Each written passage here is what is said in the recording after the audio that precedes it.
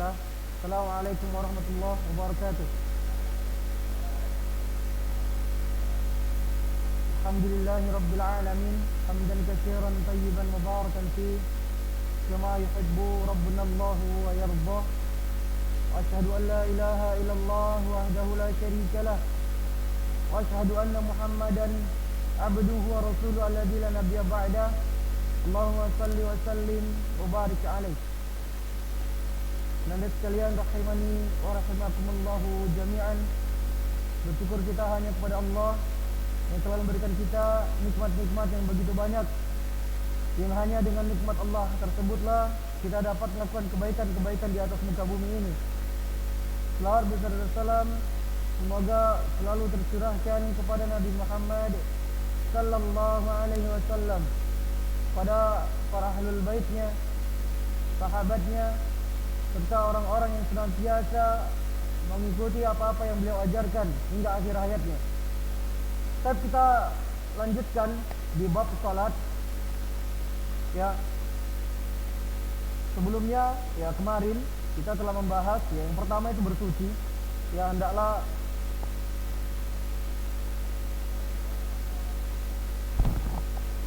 kenapa? Absennya?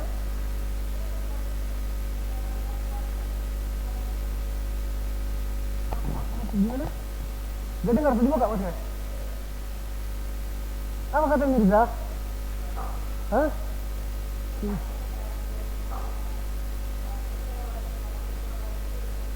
Oh, ya pokoknya yang penting semua terisi nama kalian. Ya, Masya Allah. Jadi kalau bicara dilepas aja, diturunkan sedikit masker ya. Kadang memang nggak jelas. Apalagi bisa pakai headphone. Nggak dengar ya. Baik ya. Kemarin yang pertama adalah bersuci, kemudian menjadikan sutra atau pembatas. Ya, apabila dia seorang imam, ya misalnya masjidnya tidak ada dinding di depannya, gitu, hanya tiang-tiang saja, imamnya tanpa sutra, maka harus diletakkan sutra di depannya. Sutra di sini minimal itu 46,2 cm, ya tinggi sutranya. Ya bisa macam-macam ditaruh di depan kita. Atau ini sama juga seperti kalau kita sedang sholat sendiri, carilah sutra. Ya, jangan sholat tanpa sutra. Ya, sunnahnya adalah sholat mendekati sutra. Salah satu sahabat Nabi SAW yang seingat Ustaz Umar, kalau nggak khilaf, itu pernah mendorong orang yang sedang sholat hanya karena orang tersebut tidak mendekati sutra. Didekatkan ke sutra, ditolak ya ke depan. Ya, karena ini bagian dari sunnah. Dan apabila seorang sholat kemudian ada sutra di depannya, maka janganlah kita melintasi di antara tempat sujudnya. Karena kata Nabi SAW, lebih baik orang tersebut berhenti di sampingnya itu 40 hari atau 40 tahun. Itu lebih baik daripada dia melintasi orang sedang sholat. Kemudian apabila kita yang sedang sholat, ada seseorang yang ingin melintas di depan kita, antara diri kita dan sutra tadi pembatas, maka hendaklah kita halangi. Ya, kita halangi semampu kita dengan tangan, ya, bergerak, ya, lakukan supaya dia tidak melintas. Ya, mungkin mereka orang tersebut tidak tahu kalau kita sedang sholat. Ya, biasa kalau sedang sholat orang-orang yang masbuk, ya, yang jarang terlihat itu kalau orang ini sedang sholat adalah ketika dia sedang tasyahud atau duduk di antara dua sujud. Kan kita kira dia duduk juga gitu kan, mungkin dia selesai sholat gitu kan. Nah ini kadang orang nggak tahu, dia ingin lewat di depan orang tersebut. Maka kalau kita yang sedang sholat, hendaknya kita berikan kita halangi, ya, kita halangi. Ya, tidak sangat, artinya apa? Dosanya berarti sangat besar sekali ya. Karena kata Nabi SAW, lebih bagus dia berhenti di situ. Ya, selama 40 hari atau 40 tahun. Ya, Ustaz pernah dapat hajinya 40 tahun.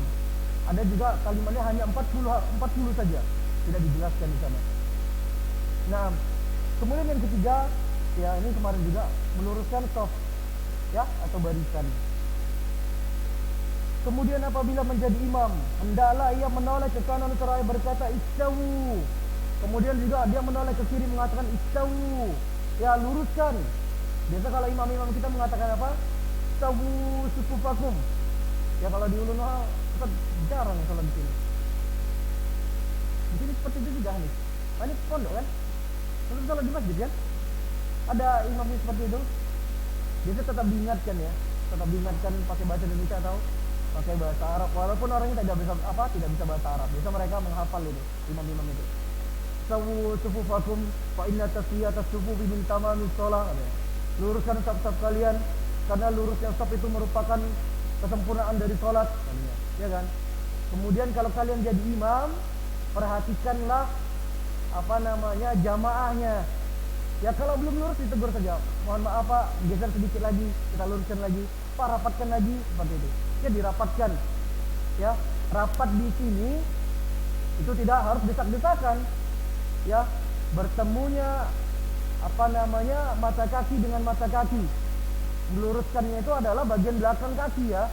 Bagian mata kakinya bukan bagian jari depannya. Kayak Ustaz kecil misalnya. Kalian besar, kakinya beda, gitu kan? Panjang jarinya beda.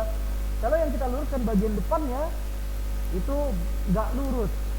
Ya, kalau orang yang kecil sama yang besar itu tidak sama panjang jarinya gitu. Tapi mata kakinya, ya mata kakinya insya Allah akan lurus. Maka bertemulah antara bahu dengan bahu. Namun juga tidak berdesak-desakan, berlemah lembutlah. Ya, jangan sampai gara-gara merapatkan sop itu berantem ya, pukul-pukulan. Dipijak pula kakinya ya kan. Tidak sampai seperti itu. Tetap lurus sop. Kalian berdiri kira-kira selebar kalian nyamannya gitu. Tidak terlalu terjepit, juga tidak terlalu lebar kakinya ya.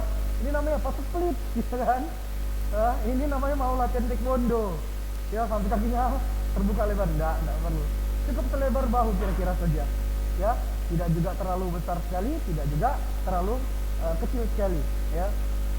Dan hendaknya celah-celah ini ditutup. Karena apa? Karena setan pasti akan masuk ke sana.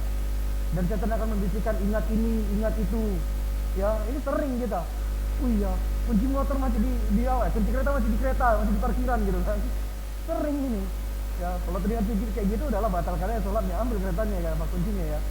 Jangan sampai kalian udah teringat, udah dengarkan setan kayak gitu, kalian biarkan saja udahlah, diambil maling kan selesai.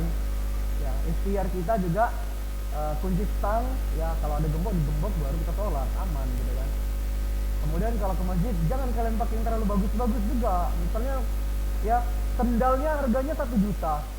Ya jangan pakai selalu saja, nggak khusyuk nanti sholatnya. Ya seperti itu. Ini sering nih terkadang. Dulu saya sering kayak gitu. Paling nggak mahal-mahal kali lah. Berapa lah harga sepatu itu misalnya, kayak Adidas misalnya, yang ya apalah, yang standar seperti itu. Hanya ratusan ribu. Ini biasanya kalau lagi pergi kuliah, ya tiba-tiba azan berhenti di satu masjid. Oh udah kepikiran tuh, saya udah bisikin, hilang sepatumu kan gitu kan. Kalau ada yang jagain sendal, bisa kita titipkan, bayar 2.000 gitu. Tapi kalau nggak ada, setan tuh pintar dia. Ya, lalu dia tetap menggoda kita sampai kita meninggal dunia. Itu setan. Nah, jadi ingat ya, luruskan. Kalau imam, dia memperhatikan jamaahnya dan dia juga harus memperhatikan usia-usia makmumnya. Ya, ini juga kemarin sudah saya sampaikan. Jangan sampai makmumnya itu sudah tua-tua, ya balita, bayi 50 tahun gitu kan. Ya, kemudian kalian sholatnya kalian gas semua sesuai dengan hafalan. Ya, 1 rakaatnya setengah juz, ya kan? Siap itu apa? Mereka gemetar yang di belakang gitu kan. Bergetar semua lutut-lututnya. Jangan ya, tetap diperhatikan. Kemudian walaupun muda-muda, ya walaupun misalnya kita lihat di belakang makmumnya muda-muda, bisa enggak juga. Tetap kita perhatikan karena apa? Setiap orang memiliki hajat. Ada dia memiliki urusan-urusan yang lain. Ya bisa jadi dia selesai sholat, dia ada kerjaan yang lain gitu kan. Ini sudahlah sholatnya sir, sholat zuhur gitu kan. Yang dibawa ya Al-Baqarah setengah juz. Enggak ruku-ruku, terakhir mereka memisahkan dari imam, sholat sendiri di luar ya. Jangan sampai seperti itu ya. Dikira-kira saja. Ya kalau dia misalnya subuh, bisalah kita pakai 1 halaman, misalnya nggak masalah. Tapi kalau sholatnya maghrib, ya kalian pakai banyak-banyak, datang waktu isya, ya masjid sebelah udah azan lagi, kita belum selesai. Tetap dikira-kira ya. Tetap yakin, di antara kalian pasti ada yang jadi imam nantinya, pasti itu. Bahkan ya Bahkan tidak tertutup kemungkinan hari ini kalian duduk di majelis Ustaz, beberapa tahun ke depan Ustaz duduk di majelis kalian. Ya, ilmu akan mengubah segalanya. Ya, ilmu akan mengubah seseorang, mengubah derajat seseorang. Ya, siapa yang berilmu dia akan dimuliakan. Ya, bisa saja. Dan banyak sekali ustaz-ustaz di sini itu belajar sama yang dulunya dia adalah muridnya. Dulu dia murid Ulun Wahab, sekarang ustaznya beliau sama muridnya. Kenapa? Karena muridnya yang dulu diajarkan itu ilmunya lebih luas. Ya, Allah berikan dia ilmu yang lebih banyak. Ya, dia lebih rajin lagi menuntut ilmu. Ya, seperti itu. Masya Allah, udah habis waktunya.